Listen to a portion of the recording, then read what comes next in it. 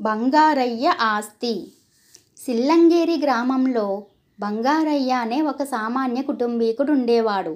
ఆయనకు తిరుమలయ్య, వెంకయ్య అనే ఇద్దరు కొడుకులు, మంగమ్మ అనే ఒక కూతురు. బంగారయ్య వాళ్ళందరికీ పెళ్ళిళ్ళు చేశాడు. ఆయన చనిపోయే నాటి వరకు అందరూ ఉమ్మడి కుటుంబంగా ఉండేవారు. మంగమ్మ అదే గ్రామంలో ఉండేది. బంగారయ్య పోయాక ఆయన కొడుకులు ఉన్న కొద్ది ఆస్తిని పంచుకుని వేరువేరు కాపురాలు పెట్టారు. బంగారయ్య భార్య తాయారమ్మ ఇద్దరు కొడుకుల వద్ద వంతుల వారీగా ఉంటూ వచ్చింది. ప్రారంభంలో తాయారమ్మను కోడళ్ళు గౌరవంగా చూసేవారు. కానీ రాను రాను వాళ్ళు తాయారమ్మ పట్ల కటువుగా ప్రవర్తించసాగారు. అందుకు ముఖ్య కారణం ఆమె వద్ద నగలు కానీ డబ్బు కానీ లేకపోవడం. ఆమెకు జబ్బు చేస్తే డబ్బు ఖర్చవుతుందని సరైన వైద్యం కూడా చేయించేవారు కాదు. కొడుకులు తమ భార్యలను అదుపులో పెట్టలేకపోయారు. మరి కొన్నాళ్ళు గడిచాక వాళ్ళు తల్లిని పోషించడం బరువన్నట్లు ప్రవర్తించసాగారు. తాయారమ్మ కొడుకుల వద్ద ఉండలేక కూతురు మంగమ్మ ఇంటికి వెళ్ళి ఉండసాగింది. మంగమ్మ కొద్ది రోజుల పాటు తల్లిని ఆదరంగా చూసి తర్వాత అవకాశం చిక్కినప్పుడల్లా ఆస్తిని పంచుకోవడానికి కొడుకులు, పోషించడానికి కూతురు అని ఎత్తిపొడుపు మాటలు అనసాగింది. తాయారమ్మకు కూతురు మాటల్లో ఎంతో కొంత న్యాయం ఉన్నట్లుగా తోచి గ్రామ పెద్ద వద్దకు వెళ్ళి కొడుకుల మీద ఫిర్యాదు చేసింది. గ్రామ పెద్ద అంటే అందరికీ గౌరవం. ఆయన చెప్పే తీర్పుల్లో న్యాయం ఉంటుందని అందరూ నమ్మేవారు. తాయారమ్మను కొడుకులు, కోడళ్ళు సరిగా చూడకపోవడానికి కారణమేమిటో గ్రహించిన గ్రామ పెద్ద ఆమెతో, తాయారమ్మ, నువ్వేమీ దిగులు పడకు. నీ భర్త చనిపోయేదానికి నెల రోజుల ముందు ఒక పెట్టెలో కొన్ని బంగారు నగలు దాచి నా వద్ద ఉంచాడు. అలా చేయడానికి కారణమేమిటో మాత్రం నాకు చెప్పలేదు. నేను నీ కొడుకులతో, కోడళ్లతో, కూతురుతో మాట్లాడతాను. ప్రస్తుతానికి నా ఇంట్లోనే ఉండు అన్నాడు. తరువాత ఆయన వాళ్ళందరినీ పిలిపించి, మీరు ఈ ముసలితనంలో తాయారమ్మను సరిగా ఆదరించకపోవడం అన్యాయం అనిపించుకుంటుంది.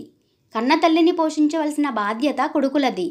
అయినా ఒకవేళ మీరు మీ తల్లిని సరిగా చూడకపోతే ఆమెకు సుఖంగా జీవించే ఆధారం లేకపోలేదు అన్నాడు.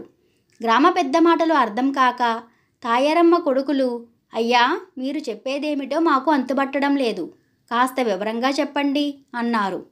మరేం లేదు. బంగారయ్య చనిపోయే ముందు బంగారు నగలున్న పెట్టెను నాకు ఇచ్చి తను తాయారమ్మ పోయాక ఆ పెట్టెలో ఉన్న నగలను మీకు, కుమార్తెకు సరి సమానంగా పంచి ఇవ్వమన్నాడు. అంతేకాక మీలో ఎవరైనా ఆమెను సరిగా చూడకపోతే వాళ్లకు నగలలో వాటా ఇవ్వద్దన్నాడు. ఇప్పటి పరిస్థితి చూశాక ఆ నగలను అమ్మి తాయారమ్మ పోషణ కోసం ఆ డబ్బును ఖర్చు పెట్టాలనుకుంటున్నాను. మీరేమంటారు అని అడిగాడు గ్రామ పెద్ద.